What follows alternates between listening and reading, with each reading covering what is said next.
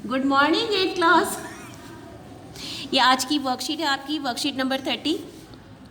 हम राष्ट्रीय आंदोलन के बारे में पढ़ रहे थे, जिसमें हमने राजनीतिक जो संगठन थे उनके हमने उद्देश्य पढ़े थे कि उनके राजनीतिक उद्देश्य क्या थे और आर्थिक उद्देश्य क्या थे। अब हम आगे पढ़ेंगे इसके बारे में।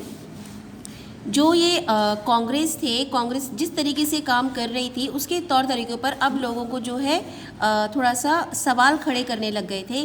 क्यों? क्योंकि जो कांग्रेस थे ये दो खेमों में बन गई थी। एक जो खेमा था वो निवेदन की राजनीति करता था, अर्थात अपनी बात मनवाने के लिए प्रार्थना पत्र भेजना अंग्रेज़ों को, निवेदन करना, शांतिपूर्वक रैली करना, इस तरीके के तरीके अपनाते थे, जो कि कुछ कांग्रेस के ही राजनेता थे जो जिनको ये तरीके पसंद नहीं थे, जैसे कि विपिन चंद्र पाल, बाल गंगाधर तिलक और लाला लाजपत राय।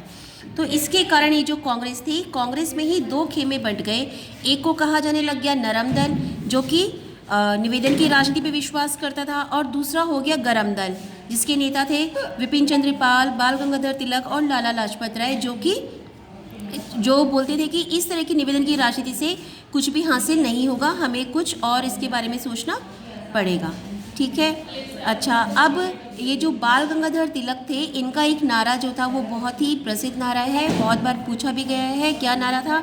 कि स्वतंत्रता मेरा जन्मसिद्ध अधिकार है और मैं इसे लेकर ही रहूँगा। ये आपको याद रखना है कि ये नारा किसने दिया था। इसी दौरान अंग्रेज़ों ने क्या किया? अपनी कूटनीति का इस्तेमाल करते हुए उन्होंने बंगाल का बंटवारा कर दिया। याद रखना है, कर्जन, वायसराय कर्जन ने 1905 में बंगाल का बंटवारा कर दिया था। ठीक है। ये जो पूर्वी बंगाल था, ये ब्रिटिश प्रांत का सबसे बड़ा प्रांत था।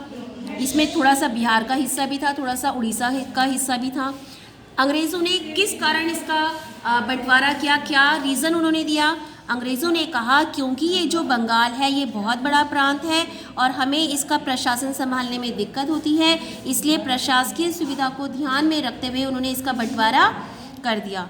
लेकिन ये प्रशासकीय सुविधा का क्या मतलब था और किसको इससे फ़ायदा किसको मिलने वाला था? वास्तव में बात ये थी कि इसका फ़ायदा जो था वो मिलना था अंग्रेजी अफसरों को और व्यापारियों को। लेकिन सरकार ने गैर बंगाली इलाकों को अलग करने की बजाय उसने ऐसा नहीं किया कि जो गैर बंगाली है उसको अलग किया। उसने क्या किया? उसके पूर्वी भाग को अलग करके असम में मिला दिया। पूर्वी बंगाल को अलग करने के पीछे अंग्रेज़ों का मुख्य उद्देश्य क्या रहा होगा? जो उन्होंने कहा वो तो कहा कि कि हमें प्रशासकीय सुविधा के लिए किया, लेकिन असल में जो बंगाल में उस टाइम पे बहुत सारे राजनेता उभर रहे थे जिनका प्रभाव जनता पर बहुत ज़्यादा पड़ रहा था, और अंग्रेज़ चाहते थे कि इनका प्रभाव जनता पर न पड़े, इसलिए उनके प्रभाव पर अंकुश लगाने के लिए, नियंत्रण करने के लिए, कंट्रोल करने के लिए उन्होंने उसका बंटवारा कर दिया। अब बंटवारा तो कर दिया, लेकिन इसके कारण वहाँ की जनता में बहुत रोष हो गया। उन्होंने इसका विरोध किया, प्रदर्शन किया, और इसी को स्वदेशी आंदोलन का नाम दिया गया। विभाजन से देश भर में गुस्से की लहर फैल गई। मध्यम मार्गी और आमूल परिवर्तनवादी, मतलब जो तुरंत परिवर्तन चाहते थे, कांग्रेस के सभी दलों ने इसका विरोध किया। इससे जो संघर्ष उपजा उसे स्वदेशी आंदोलन के नाम से जाना जाता है। एक क्वेश्चन आपका यहाँ पे तैयार है कि स्वदेशी आंदोलन से आप क्या समझते हैं? वह आंदोलन जो बंगाल के बंटवारे के बाद पूरे देश में फैला, उसे स्वदेशी आंदोलन के नाम से जाना जाता है। ब्रिटिश शासन का विरोध किया गया, जनसभाओं का आयोजन किया गया, जुलूस निकाले गए, स्वयं सहायता स्वदेशी उद्यमों, मतलब छोटे छोटे उद्योग जो कि कुछ लोगों द्वारा मिलकर किए जाते हैं, राष्ट्रीय शिक्षा और भारतीय भाषा के उपयोग को बढ़ावा दिया गया।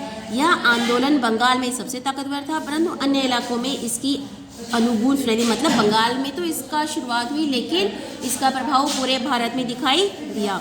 आंध्र के डेल्टा इलाकों में इसे वंदे मातरम इलाकों से जाना जाता था, और अलग अलग राज्यों में इसे अलग अलग नाम से जाना जाता था। जैसे आंध्र प्रदेश का जो इलाका है वहाँ पर इसी आंदोलन को वंदे मातरम आंदोलन के नाम से जाना गया।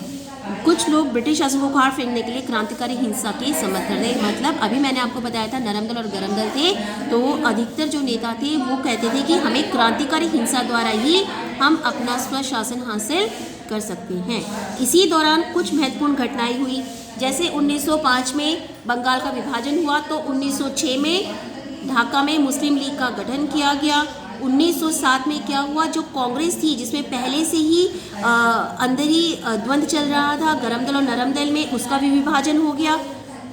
नरम दल और गरम दल में 1909 में मुसलमानों के लिए अलग निर्वाचन की व्यवस्था की गई, उसको 1909 में ये हुआ। 1915 में ये जो अलग हुए थे इन दोनों खेमों में फिर से ये एक हो गए, और 1916 में कांग्रेस और मुस्लिम लीग जो ये गठन हुआ था 1906 में, इन दोनों के बीच में लखनऊ में समझौता हुआ।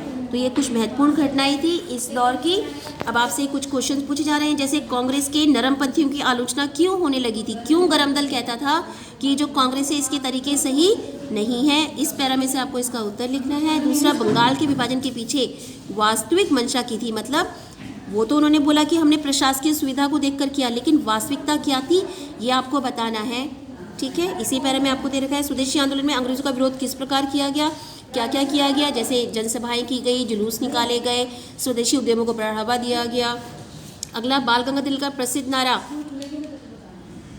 आपको इसी के बेस पर एक और कोई नारा लिखना है, जैसे बाल गंगाधर तिलक ने ये नारा दिया था, आप भी कोई एक नारा आप लिख लेंगे। तो ये आपकी आज की वर्कशीट है और इसे आपने पूरा करके सेंड करना है।